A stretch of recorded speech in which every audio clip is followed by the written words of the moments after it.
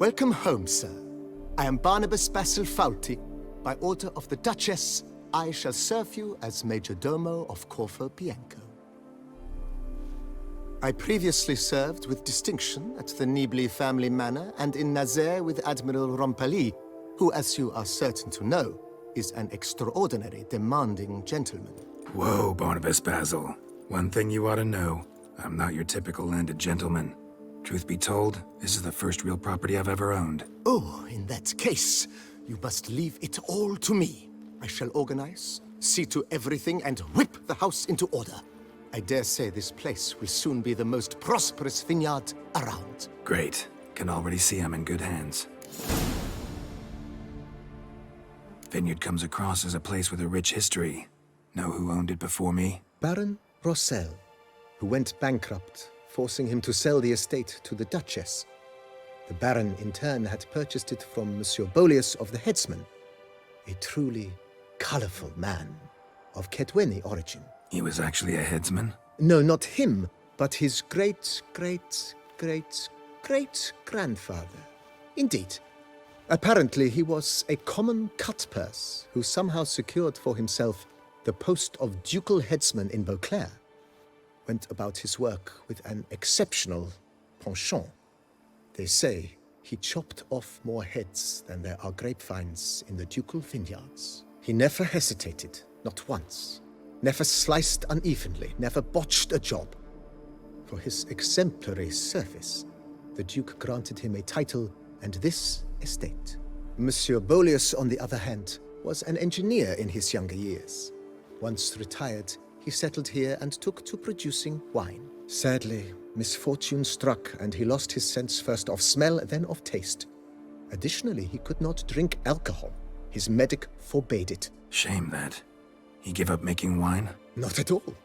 He made even more of it.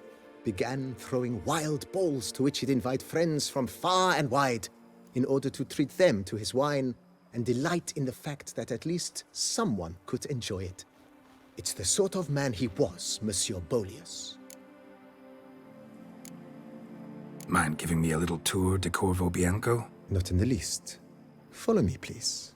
I think it would be practical to begin on the hill.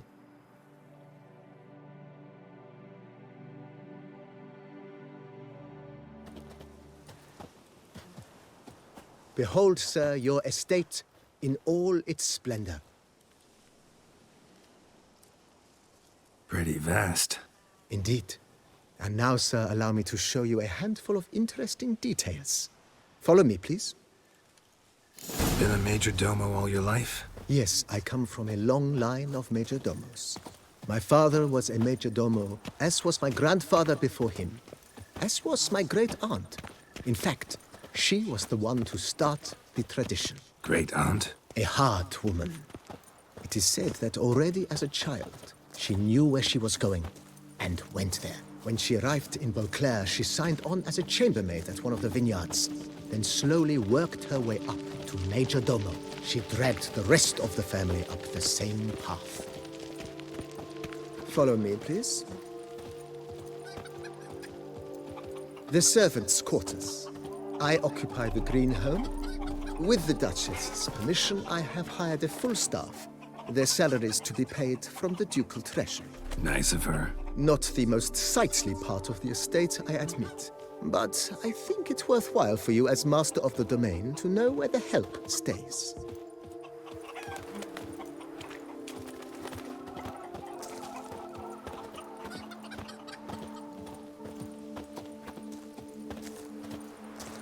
Baron Rossel ordered the vines in this part of the estate uprooted and olive groves planted in their place.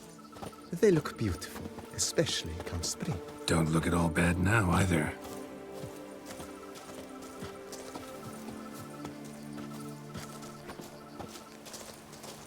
Down below lies your vineyard, where we grow a strain of Carfanere, one of the world's oldest.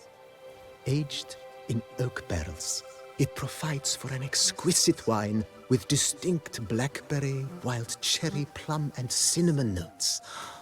Marvelous. Have to try it one of these days.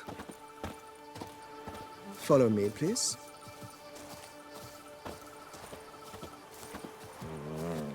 Nice well. Picturesque. Yes, though it ran dry long ago. During the raucous feasts Master Bolius held, he would order it filled with wine. There's a tale about a guest attending a Bolius ball for the first time and thus unaware of the custom. He had suffered great heartbreak and had decided to end his life by jumping into the well. The festivities were coming to a close, and the well was nearly empty when the suicidal guest finally jumped. Instead of killing himself, he merely broke his legs. To numb the pain, he drank the wine. Drank himself to death? Not at all. When found the next day, he had concluded he'd witnessed twin miracles. The water had been changed into wine, and he had survived. He retired to a monastery in the Dragon Mountains and began preaching the wisdoms of Lebioda.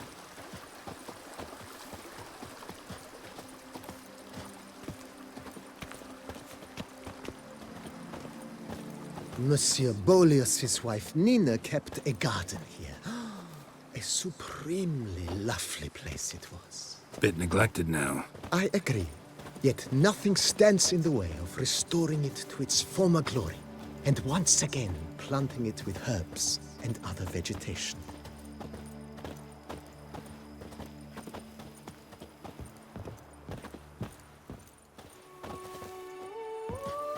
Madame Nina planted diminutive, delicate flowers and herbs here.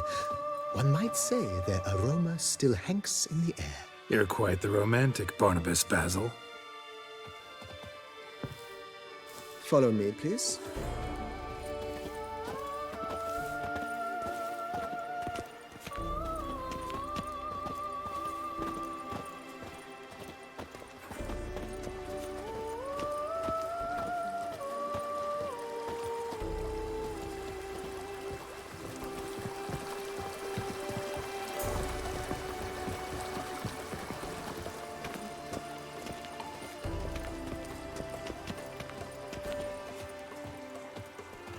This served as an additional wine cellar in years of plentiful harvests.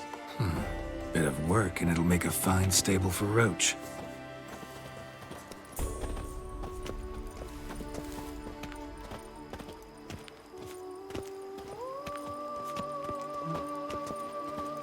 The cellars, voila. During Monsieur Bolis's time, wine was kept here, but Baron Rossel used it to store olive oil as well. I took the liberty of cleaning up the mess, which... I made while fighting the Bruxa. Thanks, Barnabas Basil. Appreciate it.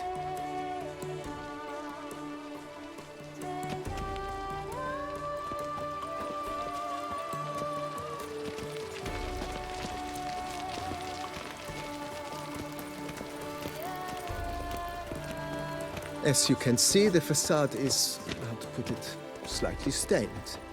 But one cannot deny it a certain subtle southern charm. True, though it could use a bit of subtle paint.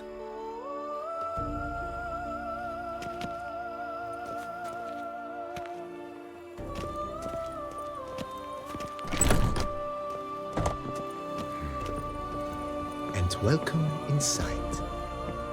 On the left is the master bedroom. On the right, the dining hall and kitchen. Upstairs, you shall find the guest room, currently used for storage. Not a bad idea. At the moment, the house is only minimally furnished. Yet I believe we will, together, devise some innovative arrangements. A few paintings, for instance, would breathe new life into the abode immediately.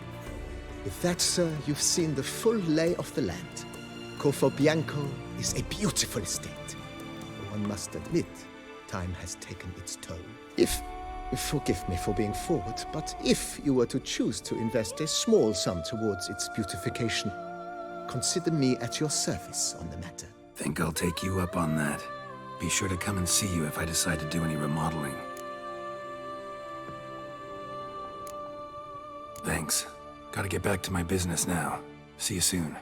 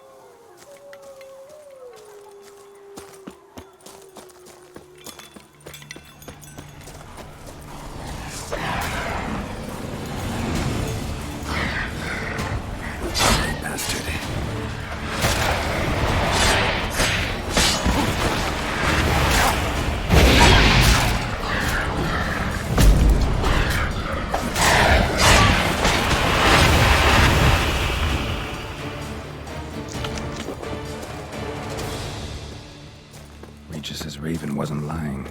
Spoons all over the place.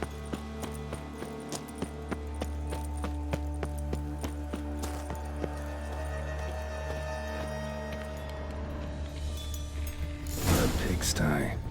Need to search it thoroughly. Find a way to collect some white saliva. White's obsessed. A real collector. Thoroughbred. Spoon. Pretty ordinary. Maybe a little old.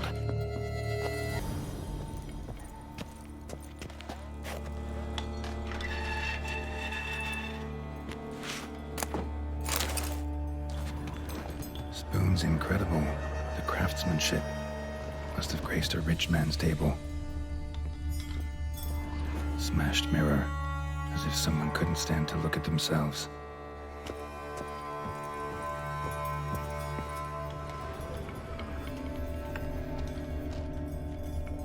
No spoon you have shall sate you. Whatever lives here treated that literally. Still searching for the right spoon. Another spoon. Yep, just as normal as the last one. None shall sit and dine with you at your table.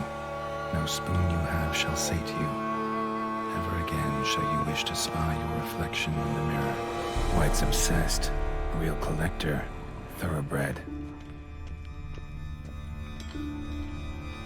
Skeletons. Doubt they came here willingly. This have anything to do with the curse? None shall sit and dine with you at your table. It makes sense. Woman's name scratched into this wooden spoon. Romantic.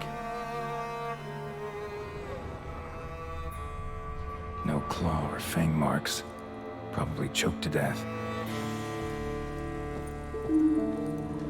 Right arm bit right off. Teeth all knocked out. Somebody tried to force feed him. Broken neck. Indentation in the skull's lateral surface. Smacked in the head with something heavy.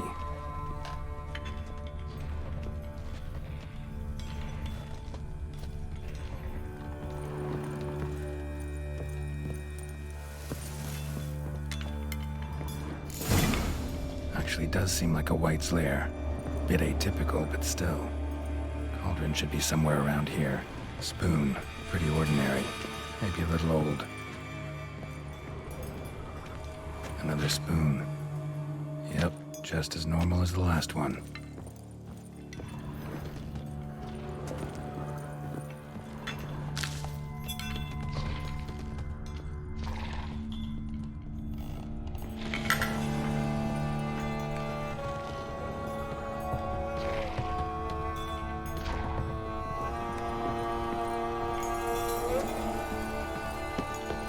Thousands of them here. White's been a collector for years.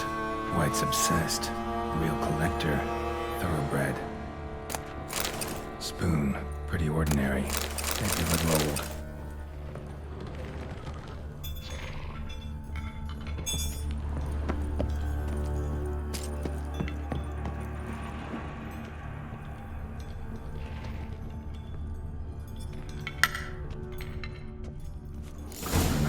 For. White's not particularly tidy. Table's set. White who lives here is getting ready for some sort of feast. White that lives here, definitely afflicted by a curse, and it's been trying desperately to lift it. Cauldron's empty, unfortunately. We just need some brew. Afraid he won't get that. No choice but to hide and wait for the saliva glands and their bearer. Need a spot that'll let me observe the cauldron. Another spoon. Yep, just as normal as the last one.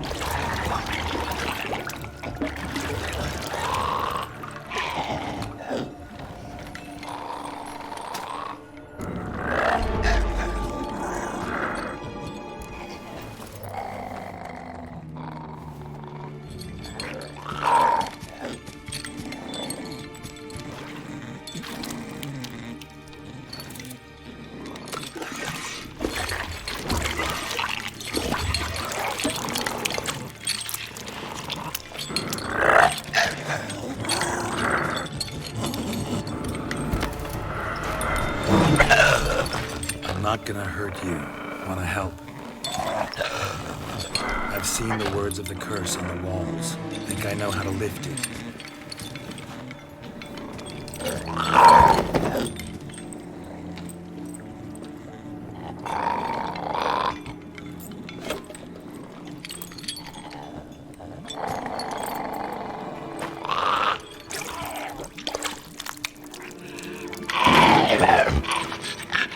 You tried to bring folk here, convince them to sit at the table with you, right? Well, I'm gonna be your guest now. Your willing guest.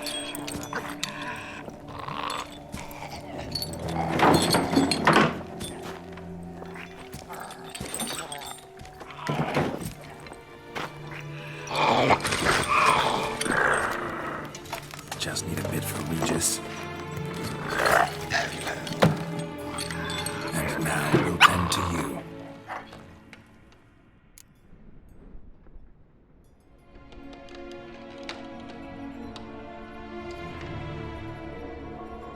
Been searching for the right spoon for years, right? The curses can be tricky. Key to this one just might be that you can't eat with your own spoon. That's why we've swapped.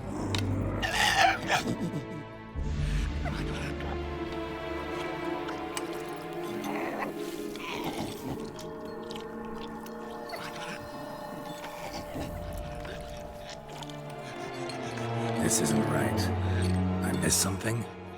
Listen, gonna stand up real slow. Gotta search the house again. Sit tight, I'll be right back. Calm down.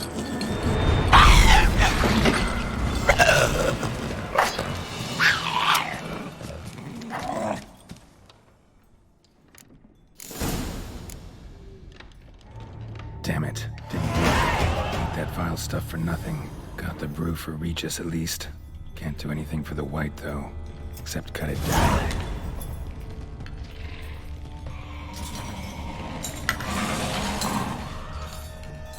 Seems I'll have to kill the white in its own junk heap.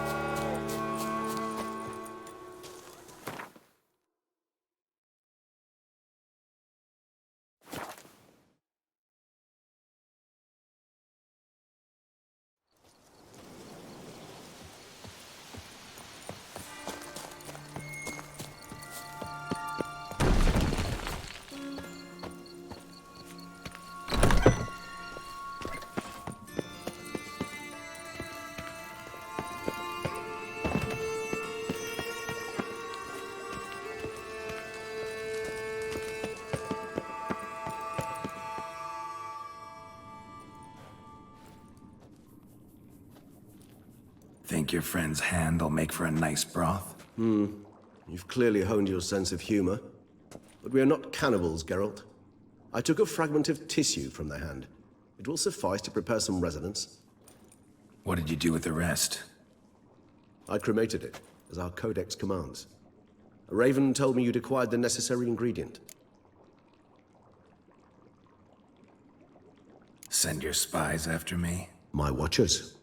Were something to go wrong, I could then arrive quickly to help. Managed fine alone, but thanks for the thought. Gonna need much longer to finish brewing resonance? Mentioned a last ingredient, too. What about that? That, I fear, might prove troublesome. You see, to use the concoction to summon the memories of one, the solution must contain the blood of another specimen of the same species. Shouldn't be a problem. I happen to know a higher vampire who should be willing to help. Right, Regis? It's not that simple, I'm afraid. While you were away, I tried my damnedest to identify a replacement, but alas, none such exists. Not sure I understand what the problem is. Can't we just draw some of your blood? The blood must be in an agitated state. As I'm certain you know, higher vampires can change their corporeal shell.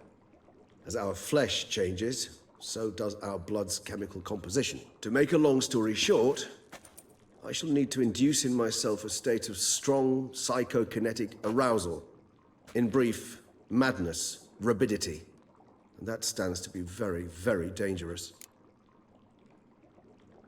All right, so what do you want to do? We shall visit Tesha Mudna, an ancient vampire estate. There we will find cages suspended in the air. I will enter one, be confined. You will lure beasts there. Beasts you will then kill. The bloodletting should prove profuse. Abundant enough so that the blood scent will drive me mad. Wild. Tesham Mutna. What's it like? It is a place of torment. A torture chamber. Long ago, shortly after we'd arrived in this world, one among us named Kagmar developed such a taste and lust for human blood that in one night he could imbibe an entire village. This brought trouble on the entire species. Common folk wearied quickly of living in constant fear. They began to hunt us, seek the aid of mages and witches in tracking us down. So what? Not like they could ever hope to kill you. But they were bothersome. Forgive the comparison, but when did you last enjoy mosquitoes buzzing around your head? In any case, the other vampires decided something had to be done. Kagmar had to be caught and punished. A torture chamber was thus outfitted in the dungeons of Tesha Mudna. Inside it, a cage made entirely of a special alloy of silver, dalvinite, and meteorite steel. Kagmar was captured and locked in the cage. Sat there over 2 centuries, driven to fury time after time, never able to escape. Thus I know the cage will withstand the fury to which we shall drive my humble being. See no reason to dawdle. Tesham Mutna. Take me there. In a moment. Just one last thing.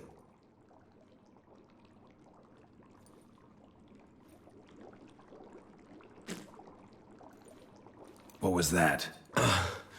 Blood. Oh, the last favor the Raven did me. I've also taken some Sancurium, a solution that sharpens one's sense of smell. One drop of blood shall smell like a gallant to me now. You crazy? You're a recovering addict. Your outrage warms my heart, Geralt. But you must remain calm. I had no choice.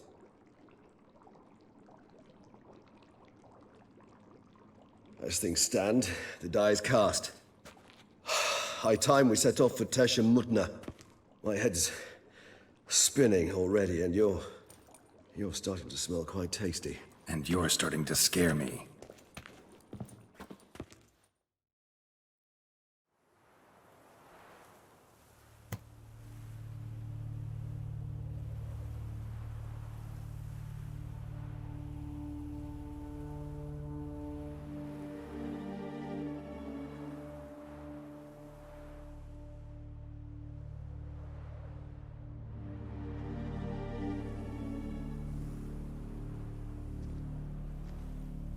We have arrived. The sacrificial chamber of torture and torment lies underground. You lead.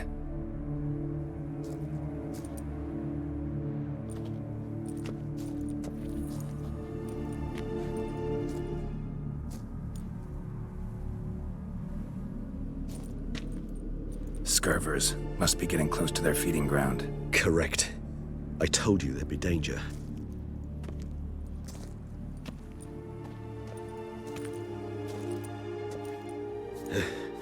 Beyond this wall lies An ancient vampire dungeon. Seen a lot of things in my time. Nothing quite like this, though. I feel honored. A man with such a wealth of experience, yet I'm about to show him something new. Now, to open it.